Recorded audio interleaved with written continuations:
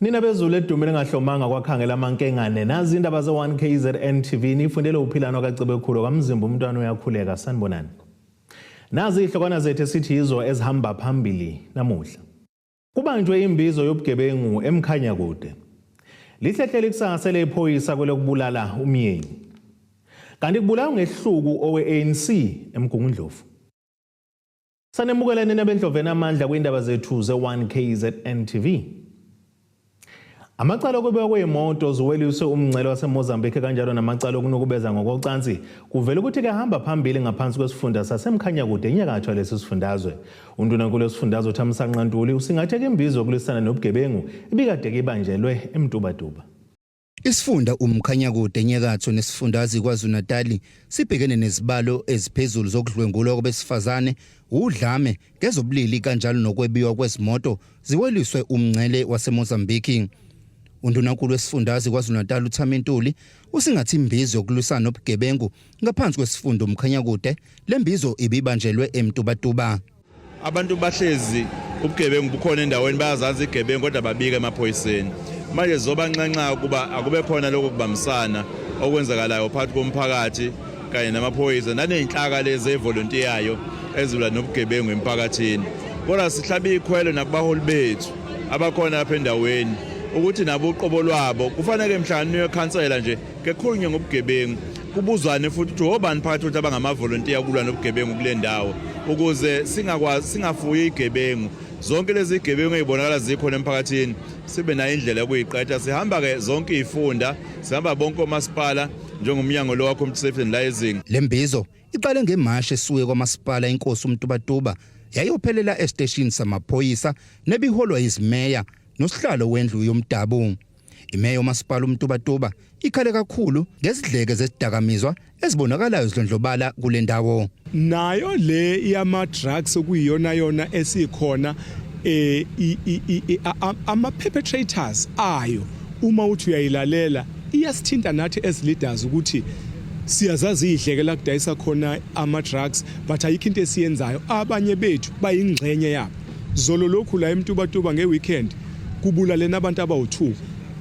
Kuyasolakala ukuthi bekuwabanikazi bama drugs okuyibona bona abalimazelela eMtubatuba. Uyabona ke lezi zinto besizizwa zenzeka ezindaweni ezikude koThekwini emadolobheni amakhulu, but uma sezila kithi sekuyakhomba ukuthi ngempela there is a problem. Senzani ke to address those things. Usihlalo wendlu yomdabu inkosi uSifiso Shinga iveza ukuthi amakhosi kumele nawo bambe iqhaza lokulisana nobugebengu ezindaweni ezingaphansi kwawo. Insizwa ezikwazi ukubamba iqhaza eliphelele ekutheni zona njengabavikeli nasemandulo ibona abantu ababekwazi ukuthi bagade umphakathi, bagade futhi nempahla yomphakathi nako konke nje ukuphila kwabantu bakwenza ukuthi kuhleleke kungabi nazingqi number 10.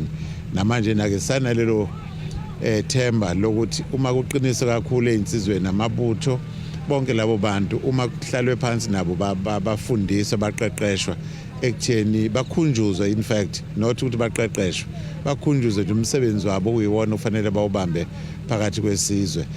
Siyathemba ukuthi umehluko uyoba khona. Ubugebengu obuhleliwe kanjalo nodlame olubhekiswa kubesifazane lubonakala dlondlobala kakhulu mihla namalanga emphakathini. Ezindabeni ze1KZN TV kubikuthabani Maphumulo eMtubatuba. Inkantolo ephakeme yaseMtubatuba isihlehlisela usuku lakusasa ngolesihlanu kwethula kwesigwebo sabasola ababili uNtomzodwa Ntinga kanye noSamukelo Mpanza ababhekene necala lokubulala uwarrant officer uNkosinathi Ntinga nomngane wakhe uMpendulo Mdluli oyekade ngumabhalane estation samaphoyisa seBukhanana. Umndeni wakaNtinga uthi ke ulindele ukuthi laba bathole isigwebo esibafanele. Inkantolo ephakeme yaseMtubatuba namuhla ilaleleke izethulo zabameli babasolwa kanye nabeshushisi nokuyilapho ke beveze khona izethulo zabo ukuthi ke kungani abasolwa kumele begwetshwe nokuthi ke iziphi isigwebo ezibafanele kulamacala ababhekene nawo. Kuzokhumbuleka ukuthi laba ababili okunguNtomzodwa Ntinga kanye noSamukelo Mpanza inkantolo izole batholeke benamacala wonke amacala bebebhekene nawe kwelokubulala nokuthumba kanye nokubamba inkunzi behlomile uwarrant officer Nkosinathi Ntinga kanye noMpendulo Ansa yena ke wayengumabhalane emaphoyiseni aseBukhanana. Umndeni kaNtinga uthi ke ulindele ukuthi ke laba bathole okuyisona sigwebo abakholwa ukuthi sibafanele okuyisigwebo esiphezulu. Esikulindele thina akukho okunye ngaphandle kwe-maximum sentence. So sifisa nje ukuze siduduzeke vele ngeke babuye bebesebancane labantu bekusekuncane kukhulu okusikulindele kubona. Untinga umfowethu ubhuti wendawo ebesibone siphephile kuyena njengephoyisa bekuthi makwenzeka izinto sifonele bona. So lo ke umdluli ingane yethu indodana yethu uganwe indodazi yomfowethu ekhaya. So besides that akekho umuntu odinga ukubulawa. Akekho umuntu odinga ukubulawa ngakho silindele umuntu obulele ajeze ngokufanele. Ngesikhathi ke abameli babasolwa bethula izethulo, ummeli womsolwa wokuqala uveza ukuthi ke umsolwa unomntwana omncane futhi ke ohlala nogogo futhi njengoba ke esemdala nje angeke akwazi ukunakekela umzukulu ngakho ke umntwana uyadinga ukuba ahlale nomzali wakhe kanti ummeli kaMsolwa wesibili uveza ukuthi umsolwa wokuqala yena uyaqala ukwenza icala kanye nokuphambuka nengalo yomthetho futhi ke unabantwana abathathu abazalayo futhi wayengahlangene kangako etulweni lokubulawa kwalaba. Umshushisi ubese kuveza ukuthi labo bobabili bafanele ke isigwebo esifanayo ngoba ke bahlanganisa itulo lokubulala ngokubamsana nokwaholela ekutheni kuze kufe uNtinga kanye nomdluli okungukuthi ke umdluli wathola amachaphazela ngokuba sendaweni engekho kahle ngesikhathi esingekho kahle. Umshushisi uphinde wakuveza nokuthi umsolwa wokuqala wengakuvimba lokho ngokuthi ke ayaleli izinkabi zakhe ukuthi ziyeke singasaqhubeka nohlelo kodwa kunalokho waqhubeka njengoba kube babehlelile ngemuva kwalezi ithulo.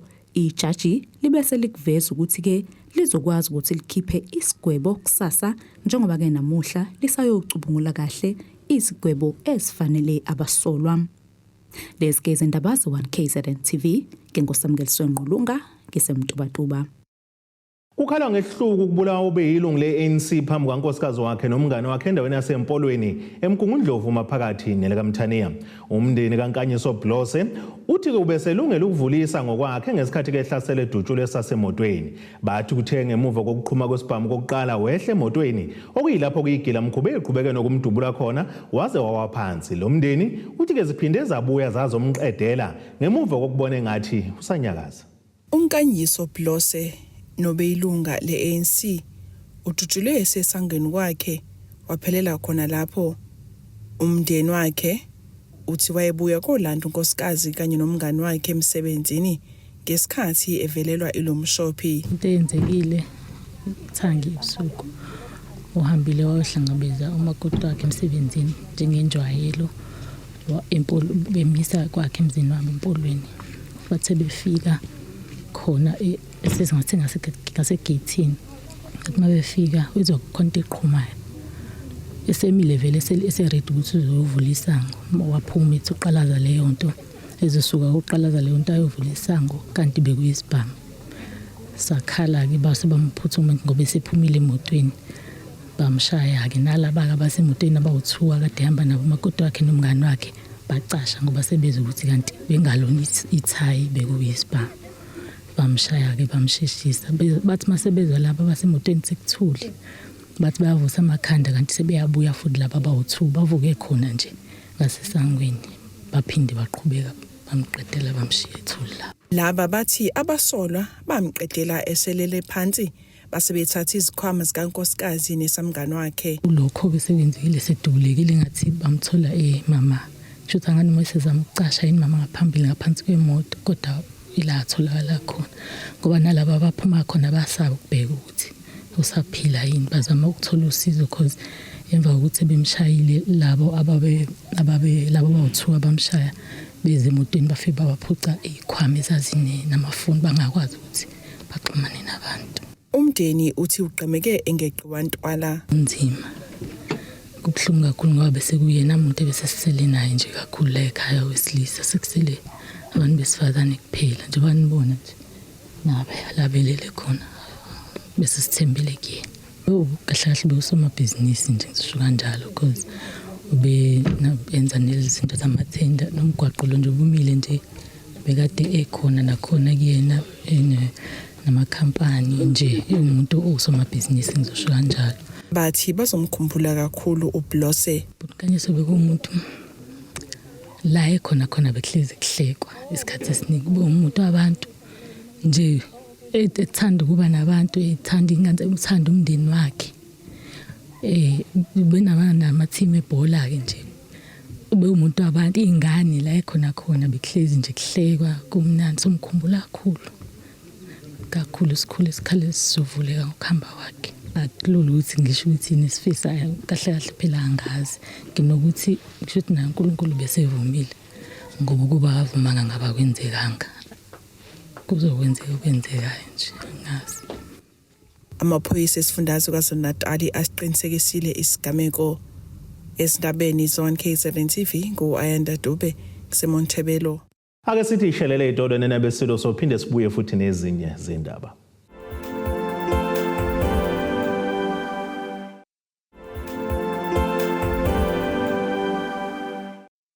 Asibonge siphinde sinamukele futhi kwindaba zethu ze1KZN TV. Nazo kwizona ehamba phambili namuhla. Kubanjwe imbizo yobugebengu emkhanya kude. Lihlehlele kusasa lephoyisa kwelokubulala umyeni. Kanti kubulawa ngehluku owe-ANC eMgungundlovu. Kukhale ngokungaxhaswa kwenhlelo ehlose kukufula besifazane ngesikhathi kubambezeleka ukuqala kwenkomfa ebizwa ki-BRICS Agriculture Investment and Trade Summit obekulindele uba keqale namuhla eThekwini KwaZulu-Natal. Ulebogang Zulu ngusihlalo we-BRICS Women Business Alliance South Africa utsheleke iziko le indaba ukuthi kakwehli kahle ukuthi inkomfa okuhloswe ngayo ukufukula nokuvulela amathuba abalimi besifazane kubatshali zimali basemazweni omhlaba ayingxenye ke-BRICS yeswele ukwesekwa nguhulumeni ngomzuzu wokugcina. Usuyezwela umkhize ejazini ngodaba oluthinta elakudeli kanye nezwe lase-USA. Lokhu kugqame ngesikhathi kuphazamiseka ukuqala kwenkomfa i-BRICS Agriculture Investment and Trade Summit obekulindeleke iqale eThekwini namuhla. Siyazi ukuthi lo nyaka ekhaya siphethe ipresidency ye-G20. Siyazi ukuthi lo nyaka uPresident Trump kunama decisions awathathile angekho favorable for the country. However, we are finding it exceptionally disturbing that kokuqala singumkhakha lo we-BRICS wamakhosikazi and many, almost 80% of our micro, small and medium-sized enterprises are makhosikazi. Yeah? Sihambe ibanga elide thina without any government resource for the past 4.5 years. Siyofuna lama networks wama investors, wama buyers, walokhu masibuya siwaletha la ekhaya bese singalekelelwa uhulumende wethu la ekhaya ekutheni na ivenue nakho lokho bese ngibuza umbuzo mina njengosoma business nami omncane ngibuza umbuzo ukuthi sekufanele yini kanti sispende yethu imali ngoba sinikwe le responsibility esiyisebenza at voluntary level sisebenzisa imali zethu zasekhaya compromise ingane zethu sihambe siyobafuna lama partners mase siwabuyisa siwaletha la ekhaya phinde futhi ukubanika kubabeke ebantwini lama opportunities fanele kuphinde kukhokha thina ngobani i-brand equity ye-government sidinga ukuthi sichase impela hayi kudlala hayi lokho esikubona la ekhaya namhlanje. Ezinye izithunywa ezivela emazweni angaphandle ziphume idemelayisa kulandela ukulinda amahora ingqungquthela ingaqali kwazise bekuvalwe iminyango lapho bekumele iqale khona kanti iziko lezindaba lihoshe ukuthi ke bengakhokhiwe ngomzuzu wokugcina okunye bekukudideka ngohlelo kwazise izithunywa zikhala ngokuthi ke bezazi ukuthi uhlelo luzohanjelwa umengameli wakuleli nongqongqoshe beminyango yahlukene nokubuyeke kwashintsha sekuvela igama loyangumengameli wakuleli uJacob Zuma abebengabonwa nangokhalo abengqungquthela bachaza ngenhloso yayo. Nasithatha amafama wala ekhaya siwatholela ama-offtake lengaphandle meaning that abantu bazowuthenga ke ama-product wabo kodwa awamithi ama-international standards. Nina no-TIKZN, nina no-agriculture, nina ni-economic development yiphi role eningayidlala yokulekelela labalimi ukuthi balungise i-quality ye-product yabo so that sikwazi ukuyidayisa lengaphandle. Makunjalo i-economy ye-province yakhula, i-economy ye-country yakhula, also my business nabo bayakhula. So we're forging for a win-win cooperation.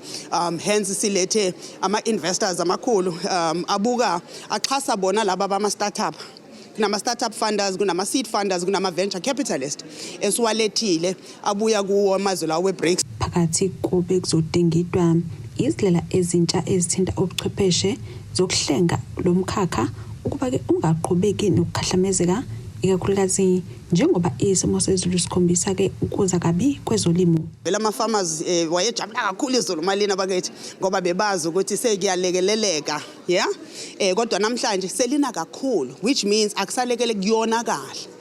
So what we've brought here, some of the investors has khona but investor ku technology, so they've brought in ama technology azolekelela ama farmers wethu on various fronts, A, in increasing the productivity yield yawo, but B, in curbing the effects of climate change. So noma ngabe sekuthiwa instead of ukufama le sesifama siya kuma sensebenzisa mhlamba ama hydroponics ukuthi kulinywe kuye phezulu kungabe kusalinywa kunabe, because makunabile izulu leli liyas affect because the rain patterns are much higher. Iweather yona yodwa nje sishintshile. Le ngqungquthela kulindeleke uba ke ihlale izinsuku ezintathu kanti bengakacace ukuba ke izoqhubeka osukwini la kusasa. Endabeni ze1 KZN TV kube kuntombi khona Mvubu eThekwini. Ungenele osukwini lwesine umduvo oyisebenzi kamasipala waseMdoni ikhala ngokungalinganiswa kwamaholo kanjalo nokwentuleka kweinsiza kusebenza kulomkhandlu. Usekela nobhala wenyene eyisebenzi Sam Uxolani Shinga uthi umkhandlu wathatha ke isinqumo sokwenyusa imiholo eyisebenzi ngonyaka u2019 abaphathi banyusela ngaphandle kokunanaza uma ngabe sekumele ke kukhokhele izisebenzi kakusenzeki lokho. Uthi ke ingakho kubethatha isinqumo sokuthi baqhinqe ngaphandle kwamasanga lo masipala kuze kube kumqashi ulalela izikhalo zabo. Usungenele osukwini lesine umgqiqo wezisebenzi zikamasipala uMdoni ezikhala ngokungalinganiswa kwamaholo kanjalo nokushoda kwezinsiza kusebenza. Usekela nobhala wenyunyana yezisebenzi Sam kwisifundazwe KwaZulu-Natal uyachaza. Babethenjisiweke abasebenzi ukuthi idaba lokuikholaza kwamaholo abo lizolungiswa. Kwaze kwavunyelwana ukuthi kuzoqalwa ngabasebenzi abaphansi ama-general workers ukuthi bakhokhelwe ngonyaka odluli ngo-October. So sithe sibhekile wafika u-October wadlula kwaphinde kwashiwo kwathiwa ngoJanuary mase kwenziwa i-budget adjustment izobe sebekhokhelwa bonke abasebenzi abasele by end of February. So kungako ukubona abasebenzi sebela bezobuza ukuthi nganti lokho kwakushiwo ngani kwakwamamponge yini, because into eyenzakalayo nani structure efuna ngabe sihlala kusona sabasebenzi nomqashi ekuthiwa i-local labor forum abafiki i-management uthi izohlala isinika ama-report. Lokho ke ikona okwenza abasebenzi ukuthi ke bese bethathela emandleni ukuthi nabazizele bona-ke bezowafuna lama-report. Uthi bangena emhlanganweni ehlukene kodwa asikho isivumelwano abafinyelela kuso.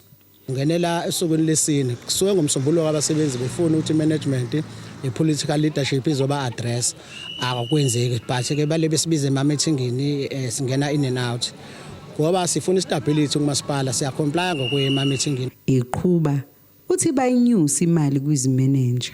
Resolution 2019 so athe equalizer i-manager and then we further investigate wonke ama-levels wa equalize by implementa immediately kuyi-manager. Yahamba abasebenzi bazibavuka ngonyaka odlule ngoba bele beyitshela ukuthi abafuni ukubona umkhandlu uguqe phansi bagcine bengaholi abasebenzi njengabanye omasipala. Babekezelelwa-ke i-management ukuthi mhlawumbe ayiqoqe amasenti kanjalo. Uthe emekubonakala indlela amathenda aphuma ngayo la nobhubhubhu kwabonakala ukuthi abantu abasebenzi banayo imali umasipala manje usuqoqile ngoba phela ama-internal funding labo abakhipha ngawo lamathenda abawakhiphayo base bethi abasebenzi akuzolungiswa ke idaba labo-ke nabo-ke because isimo esenzeke eMdoni nenza umsebenzi owodwa kodwa nihola imali engafani, level eyodwa nihola imali engafani.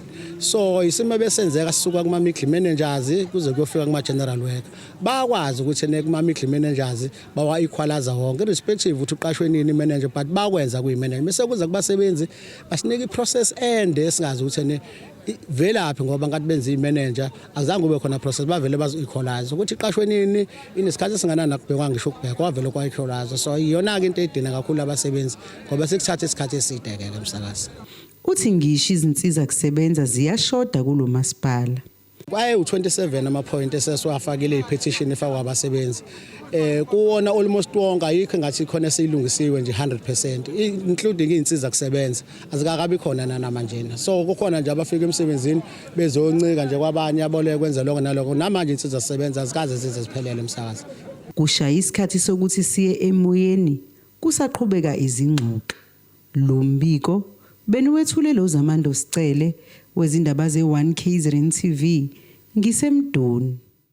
Imeya kamasipala waseMhlathuze uXolani Ngwezi uthi ke baphatheke kabi ungayitholi indondo yokubakela idolobha elihlanzekile nethole ngumasipala waseMlalazi. Ekhuluma ke kwisithangamisa bezindaba uNgwezi uphinde wachitha labo abakholwa ukuthi ke bona bathole indondo eziyishagalombili ngenxa ukuthi umnyango wezokubuswa ngibambisana nezindaba zomdabu kulesi sifundazwe uholwa kungqongqoshe weqembu leIFP. Umasipala uMhlathuze osenyakatho nesifundazwe kwaZulu-Natal uzidlela amahlangu wolizindondo ezishagalombili emcimbini weKZN Municipal Excellent Awards obubanjelwe eThekwini.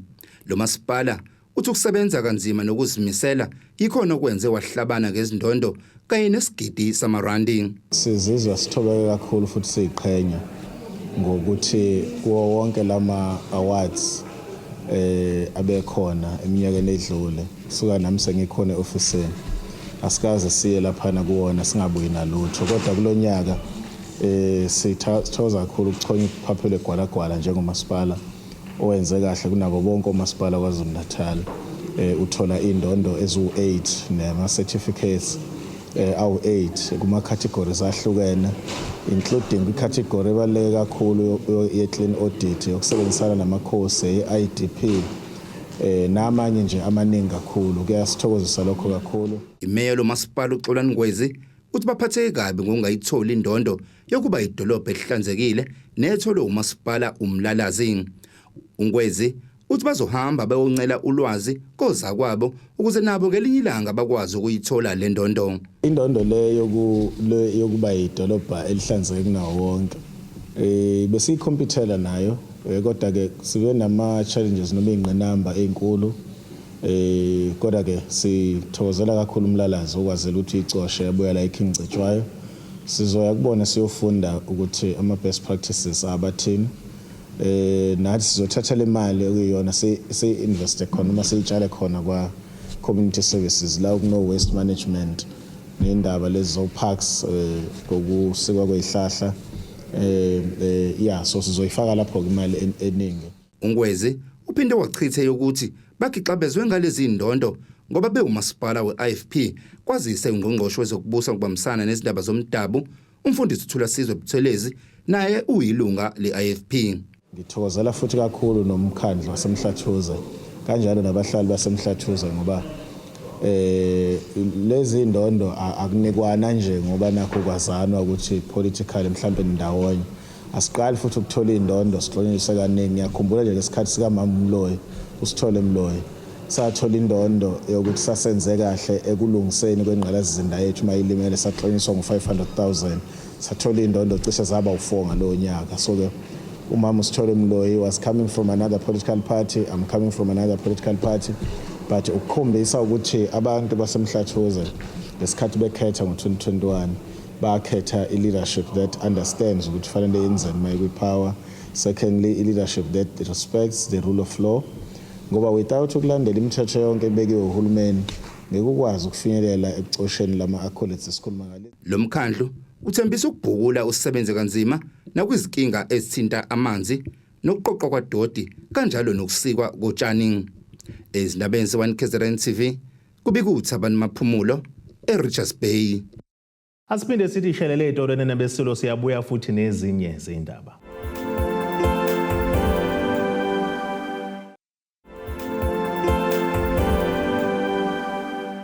Asibonge siphinde sinamukele futhi kwindaba zethu ze1 KZN TV. Nazo kwizona ehamba phambili namuhla. Kubanjwe imbizo yobugebengu emkhanya kude. Lihlehlele ikusasa lephoyisa kwelokubulala umyeni. Kanti kubulawa ngehluku owe-ANC eMgungundlovu. Ake sibheke engosini yazomnotho.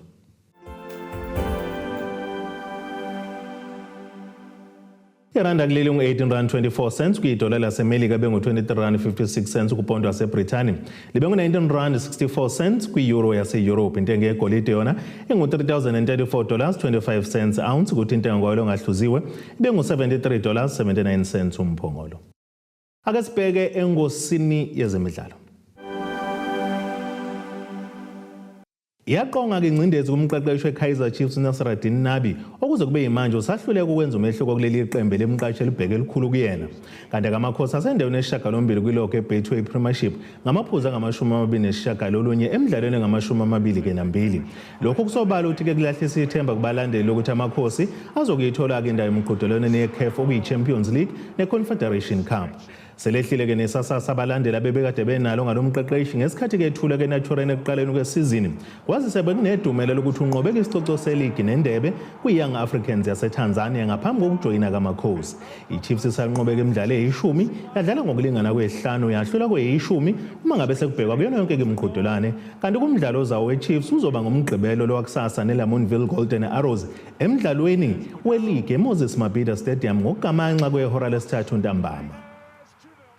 Ake sibheke naso isimo sezulu esingalindeleka.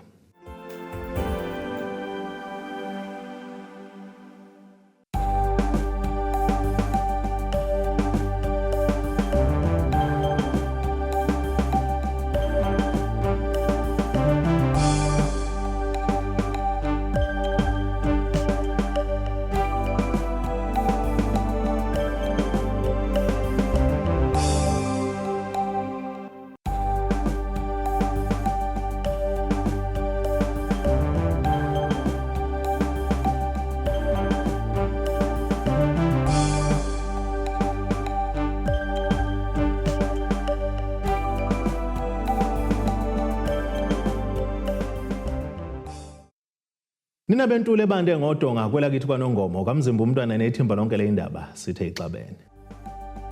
Abethuli bethu bezindaba baxhaswe iThulis Bayview Bridal. Ungabashayela kulezi zinombolo ezivelile.